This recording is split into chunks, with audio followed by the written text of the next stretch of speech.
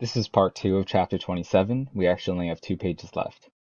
In 1917, the British Foreign Office issued the Balfour Declaration, written by the Foreign Secretary Arthur James Balfour, which said, His Majesty's government views with favor the establishment in Palestine of a national home for the Jewish people. President Woodrow Wilson cabled his support of the declaration. Many Jews set out for their ancient homeland. They drained and irrigated land, planted trees, built the new city of Tel Aviv, and made schools and homes. Some Arabs protested their presence. Some attacked and killed Jews. By 1939, more than 30% of Palestine's population was Jewish. But that year, the British, bowing to Arab pressure, limited immigration into Palestine to 1,500 Jews a month. Jews were desperate to escape from Europe. The alternative was Hitler's death camps. But they had nowhere to go. The US had immigration quotas that kept most Jews out.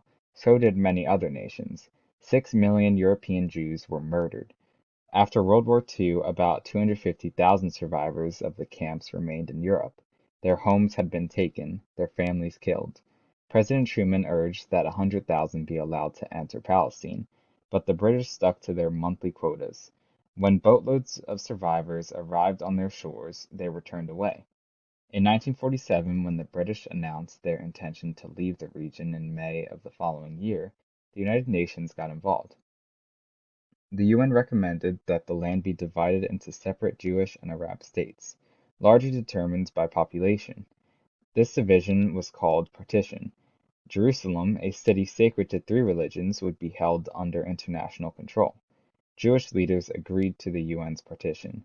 Arab organizations were all against it. Jews and Arabs were soon fighting a civil war.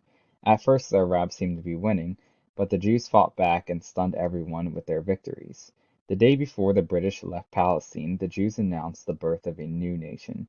They called it Israel. It was founded on democratic principles. The Arabs kept fighting. Most Americans were sympathetic to Jewish hopes for a homeland, but the US State Department was not.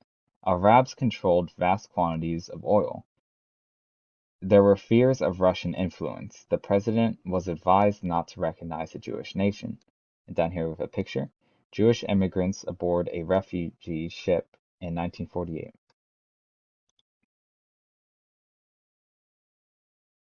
But Truman, urged by an old friend, agreed to meet with Chaim Weizmann, a scientist who was Israel's first president.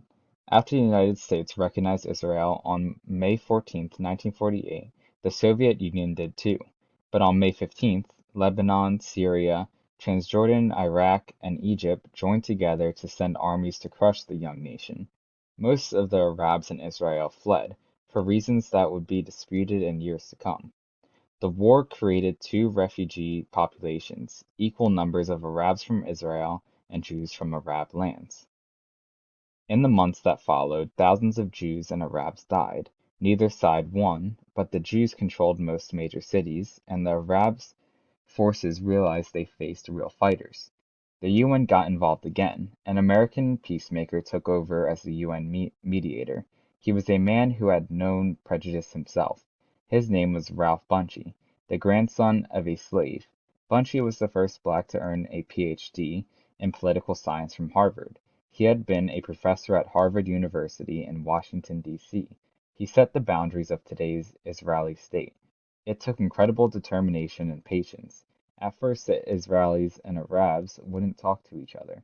He vowed, I'll never adjourn this meeting. I'll stay for 10 years if necessary. It took him only 81 days. Ralph Bunche was awarded the Nobel Peace Prize in 1950. In the following decades, there would be more fighting between Israelis and Arabs, and more peace talks. The region remains troubled and peace still elusive. Up here, I have a picture of Ralph Bunche and another picture. Young Jews in Tel Aviv celebrate the proclamation of the new state of Israel. And down here, we have another one. Palestinian refugees trek across the scorching heat of Jordan near the shores of the Dead Sea. So that was chapter 27. I hope you guys enjoyed.